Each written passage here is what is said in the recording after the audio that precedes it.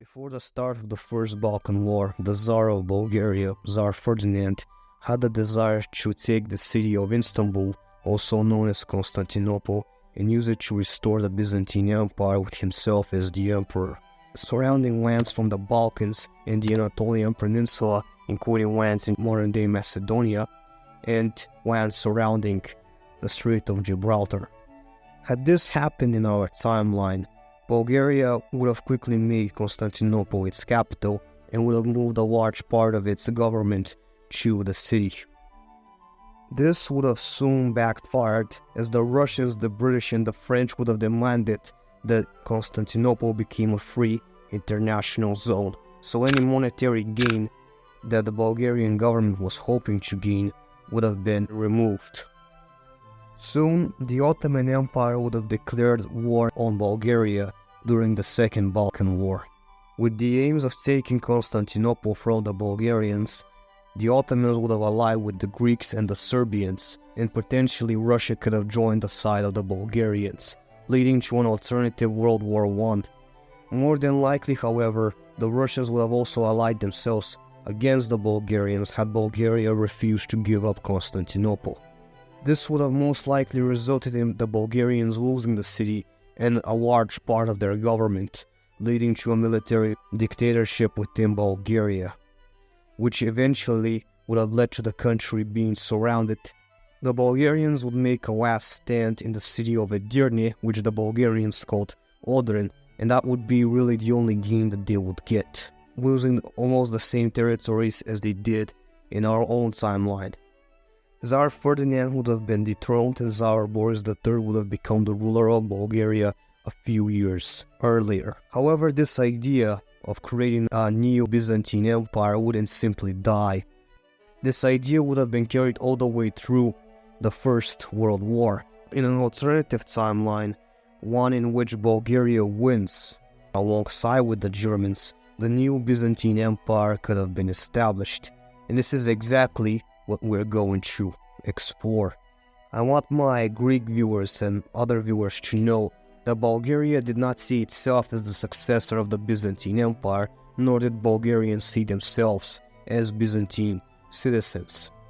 Nor did Bulgaria want to restore Yugoslavia as so many people say they did. Bulgaria sought out national unification with the rest of the Bulgarian people living in the Balkans, and afterwards probably either restore the territories of the First or the Second Bulgarian Empire, essentially become a stable country like France or Germany. That being said, this new Byzantine Empire would allow Bulgaria to get very close to that goal. I will not go into detail on exactly how Germany wins the war. So I'm gonna first of all say that the Zimmerman telegram never reached the Americans for one reason or another. Maybe it was never intercepted in the United Kingdom, or the United States simply decided never to join the war. Instead, Germany recruited soldiers from Eastern Europe, such as Ukraine and Lithuania, and from the Caucasus Mountains, creating new republics like Dagestan, Ossetia, and Bulgaria, and using them and their resources to help them on the Western Front. In our own timeline, the French managed to break through Bulgaria, and due to a lack of supplies like food and bullets, the Bulgarian army had no choice but to retreat. In this timeline, Bulgaria would be able to keep down the line. Without Bulgaria capitulating, Austria-Hungary also never capitulates. There is no uprisings in Austria-Hungary from Croats, Bosnians, Hungarians, and Ukrainians that collapse the country, meaning that the Ottoman Empire is also safe. So in this timeline, Germany is eventually able to take most of northern France and encircle Paris or capture it until the French surrender. In a conference later on in 1919, where the peace treaty are decided, Tsar Ferdinand makes his suggestions to establish a new Byzantine Empire with himself as the emperor. His suggestion is eventually agreed upon, not because Tsar Ferdinand is a great Tsar or emperor or whatever, but because this new Byzantine Empire would serve as an extension of Germany.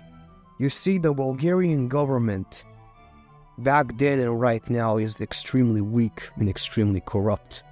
They do not have the intellectual capabilities to control such a thing. However, Germany definitely does. And as such, the new Byzantine Empire would effectively be turned into a German vassal. Bulgaria's dispute over northern Dobruja would end. They would be given the entirety of that territory.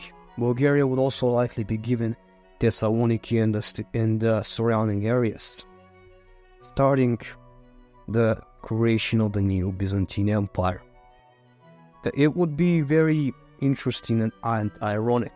Bulgaria had fought the Byzantine Empire for over 500 years.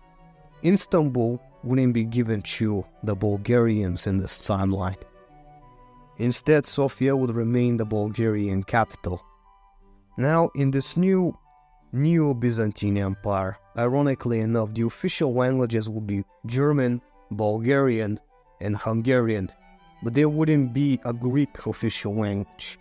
In fact, Greece would become a new principality of this new Byzantine Empire, and ironically enough, any Greek citizens would be considered lower class than the Bulgarian citizens, while the Byzantine elite citizens, consisting mostly of wealthy Bulgarian businessmen who would be given the title of nobles by the Germans, would be the elites of this new empire. New Byzantium would be created on the back of Bulgarian militarism, expanding it to make it a part of Bulgarian culture. Throughout this time, Romania would also be split into two parts, into Wallachia and into Bessarabia. Bulgaria would be given a lot of influence over Wallachia. As the 1920s would go on, new industrial sectors would be set into Bulgaria. New factories for creating weaponry and new shipbuilding factories along the coasts of Varna and Burgas. Soon the cities of Varna and Burgas would grow into these industrial centers. Unlike in our own timeline where these cities are now full of communist blocks, they would be full of German imperial-like architecture instead.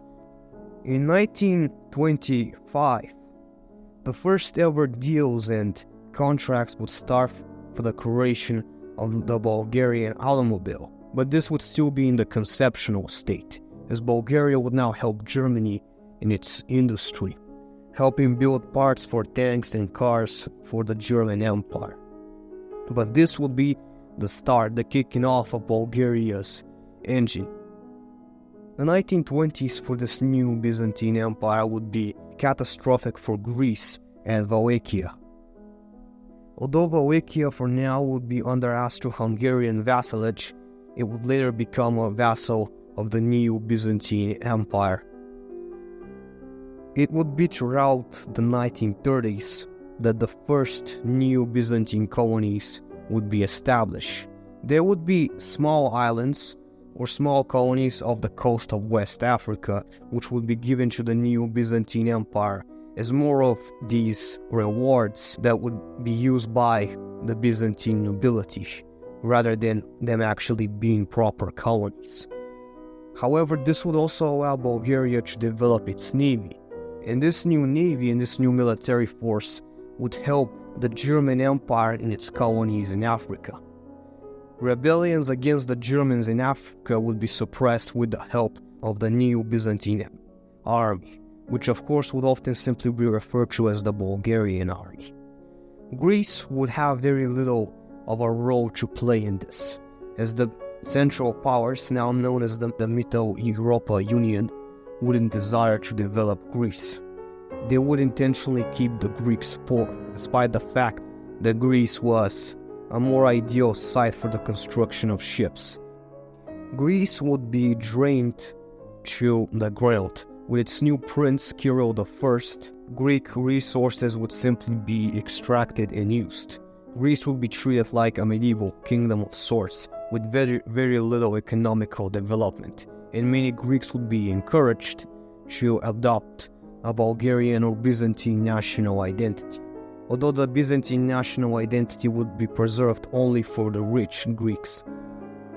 Many Serbian uprisings would have taken place, although not all of them armed, as the Serbian people would be suppressed both in Bulgaria and Austria-Hungary. while the Croats would be given increasing amount of rights. Many Croats and Austrians and Germans and intellectuals would start to visit the new Byzantine Empire, helping set up educational programs for the average Bulgarian. The Bulgarians would begin to increasingly utilize the help of Turks living in Bulgaria alongside with Greeks. They would become the poor industrial class, while the Bulgarian government would go out of its way to destroy communities belonging to minorities such as gypsies. The Bulgarian government, already being as corrupt as it is, would have completely utilized this situation to its advantage. Greece would have slowly started to become akin to an African colony for the government. Considering, how they treated the actual Bulgarian people, I think it would be way worse for Greece. With the eventual rise of Tsar Boris III somewhere in 1943, this new Byzantine Empire would begin to be very good for the average Bulgarian. As in our own timeline, Tsar Boris III, at the very least, was a nationalist.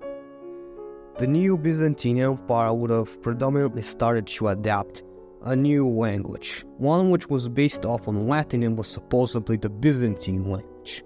And by the 1950s, there would have been this idea that the Bulgarians are these Romanized Thracians and simply came back to reunite with the Byzantines, or that the Bulgarians and the Byzantines are somehow connected, or that the Bulgarians in all Great Bulgaria were created by Byzantine immigrants. There would be some kind of propaganda, some kind of made-up lie, just like how in our own real history there's a bunch of lies. Some kind of justification to explain exactly why the new Byzantine Empire even existed.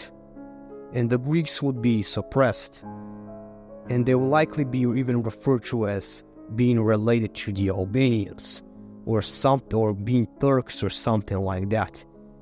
The same would also happen in Wallachia and Bessarabia and to Serbia, as the Serbians would be treated particularly harshly and would be forced to adopt the Bulgarian language. Newly constructed industrial centers in the 40s and the 50s would have put this new Byzantine Empire technologically decades ahead of our own real Bulgaria during this time, which was just recovering from the Second World War. Especially with the rise of Tsar Boris III, the Bulgarian parts of the new Byzantine Empire would become increasingly more industrialized, as Germans, Austrians, Ukrainians migrate into the Balkan Mountains, settling in new villages. Just like how the Germans settled in Ukraine, Belarus, and Russia in our own timeline, Tsar Boris III would have completely changed Bulgaria into a new trajectory. The colonial efforts of the new Byzantine Empire, on the other hand, would be quite small. They would be, again, only limited to a few African colonies and a few colonies in the Caribbean. This would be due to the fact that the new Byzantine Empire was blocked. It was only in the Mediterranean and Black Seas. It didn't have access to the Red Sea or to the Horn of Africa. And even if it did, that would still limit its powers. Although Boris III would have had ambitions to make a Bulgarian colonial empire, it would never truly happen. It would be around Tsar Boris's time that Austria-Hungary would collapse somewhere in the middle of the 1950s, where Bulgaria would have joined the Liberation of Austria coalition, where the Bulgarians would finally gain full control of Wallachia and Bessarabia, effectively restoring the borders of the Second Bulgarian Empire during its height in 1241. Afterwards, the new Byzantine Empire would have replaced Austria-Hungary as Germany's second. As while the Ottoman Empire would exist, it would have primarily focused on staying hegemonous. The Ottomans by this point would split away from the Germans, having a very large sense of nationalism and pride. They would believe that they could be like the British after they left the European Union. They believed that they could have their own sphere of influence away from the Germans. It would be around the 50s and the 60s where the Russian Federative Republic would have started to gather its strength, conquering the majority of Manchuria, Korea, and Tibet, compensating for lands lost in Eastern Europe and making new industrial breakthroughs. This would have been the start of a new Cold War between the Germans and the Russians, in which the new Byzantine Empire would start to play an increasing role, and the divisions between the various classes within the country would become even more exacerbated. The new chairman of the Council of Ministers, Detelin Ozulov, would be the one to start the transition of power within New Byzantium, transitioning the power from the Bulgarian Tsar to the chairman of the Council of Ministers. New Byzantium would have truly become a reliable ally for the Germans, transitioning Bulgaria from what it was, a corrupt agrarian nation, into an industrial powerhouse. One of the largest signs of this trend would be the building of the Tsar Simeon rail line from the city of Varna all the way to the city of Ohrid. The establishment of the Bulgarian automobile properly this time, the establishment of the first ever Bulgarian airplanes, and the introduction of complex machinery and technology. This would be the time where Germany would develop the first ever, monarchist software.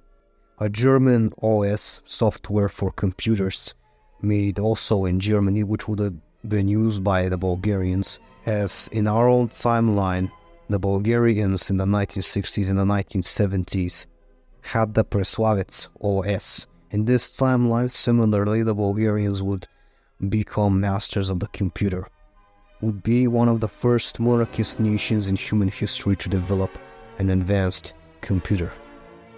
Eventually, with the death of Tsar Boris III somewhere in 1964, Tsar Simeon II would rise into power. In this timeline, Tsar Simeon wouldn't be the person he is in real life, proving a worthy successor of his father, being able to stabilize the new Byzantine Empire and even make that national idea of being a new Byzantine citizen a part of Bulgarian culture. By this point in the 1970s and the 1980s, the new Byzantine Empire would have been known globally throughout this point. It would have been known all the way to Japan and South America, where even some Argentinians would immigrate in this timeline, unlike in our own where it was the opposite, where many Europeans migrated to Argentina. In the late 1980s, a revolution would have started in Ukraine, which would explode into the Second World War, going all the way from 1988, devastating the entire world and ending up with the new Byzantine Empire being destroyed. Bulgaria would end up becoming a part of the Russian Federative Republic's sphere of influence, where Bulgaria would become a republic just like in our own timeline, except with a few more lands and a few less, potentially losing all of the Rugia to the Romanians, as well as keeping Macedonia. It will be turned again into a combination of an agrarian and industrial power, which is what the Russians will do in this timeline. Bulgaria would be severely punished throughout the 1990s and the early 2000s. It will be only throughout the 2010s that the nation will begin to recover. The legacy of New Byzantium would only be Tsar Simeon somewhere far away on an African island still ruling the colonies of New Byzantium.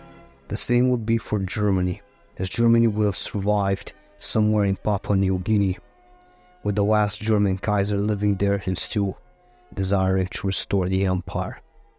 But these would be only remnants, as the official governments of the world would be mostly democratic.